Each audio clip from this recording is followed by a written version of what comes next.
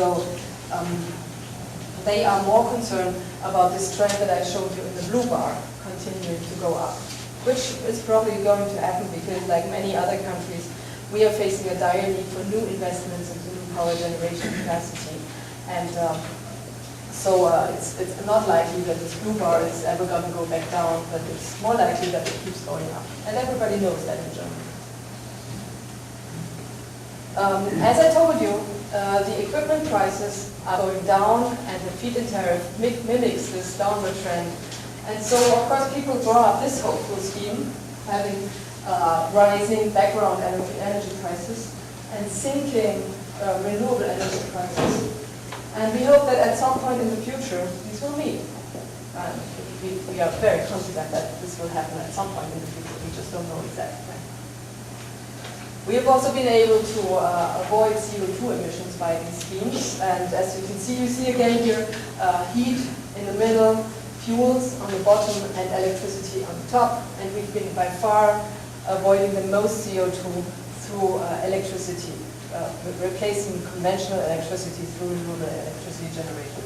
The total of all these bars is 120 million tons of CO2 that we've been able to save through the deployment of renewable energies. But we've also made national income. Here in this slide you see only the turnover that we generated from constructing new renewable energy powered installations in Germany in 2007. And you see that we made about 11 billion euros on these plants. You also see that about half of that comes from the solar action, which is solar photovoltaics, meaning mostly rooftop systems, but also some field systems on the bottom, ground-mounted systems, and also solar thermal. Now, you're probably thinking, this is all jobs in manufacturing, or turnover in manufacturing, but that's wrong. Because most of this cost actually goes through the hands of your local electrician and your local plumber who has learned how to mount a solar system on anybody's roof and who's making most of this turnover. You see here about 20% of that is in wind energy, about 25% is in biomass, and 6% are in geothermal. We have a similar slide for the maintenance and operation of these facilities. And again, this is not the industry alone that benefits, or the manufacturing industry alone, but this is your local farmer, right, who provides for the wood product and for the corn that goes into the biomass facilities. This is just the addition of these two and shows you that in total, the national income of Germany has risen by 25 billion euros in 2007 as compared to a non-renewable situation.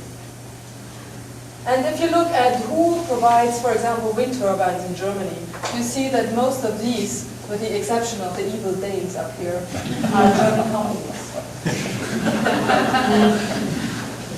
And of course, this creates jobs in Germany. We have a total of about 280,000. Is there any Danes in the room? 280,000 people working in the whole renewable energy industry. Again, if you look a little closer in that slide, you know that most of our electricity in the renewable energy area comes from wind, but most of the jobs are actually in biomass. And again, think about it, who is working in biomass? It's people who went to school with me but now have farms and have gotten these farms from their parents, have a farming tradition, or my mother's cousin who gives her the logs for her open fireplace. So these are not lofty people somewhere on the stock exchange, but these are really people who live amongst all of us. And let me focus in on a couple of smaller industries or examples now. Solar industry in Germany, for example. I told you that in 1999 we had a revision of that law, and that revision came into effect in 2000 and made actually widen the scope and included solar PV. And it took 3 years until the solar PV industry in Germany became really professional. They went public on the stock exchange and raised lots of money and unleashed a growth by a factor of 10 to a total turnover of 5.5 billion euros today. And they're not using all of this in Germany, but exporting 40% of that. but we are importing a lot of Chinese and Japanese modules and even US modules. So by now, we are probably, by now we turn a net exporter of solar.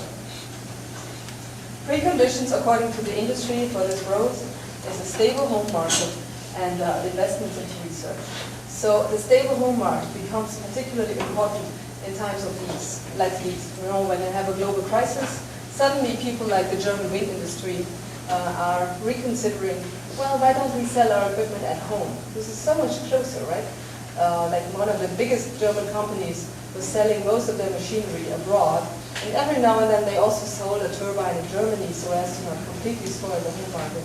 Now in times of global crisis, the whole company now changes its paradigm and wants to sell more on the home market and don't go abroad as much. Back to the solar industry, you see that there have been solar clusters established.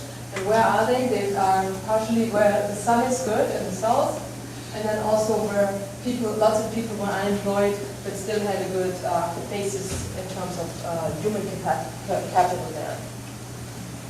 So even the cows benefit from renewable energies, which is kidding. One of the most important aspects, as I told you, is local economic growth. Farmers are now becoming energy entrepreneurs and have a second market where to hedge against, farm product price swings. But also these cows produce a lot of waste, and this waste put into biomass fermentation plants together with some solid biomass, and the fermented gas actually provides for a nice resource for producing combined heat and power, feeding the power into the grid. And in my home region, for example, 40% of our electricity comes now from our farms, which is a nice feeling, right?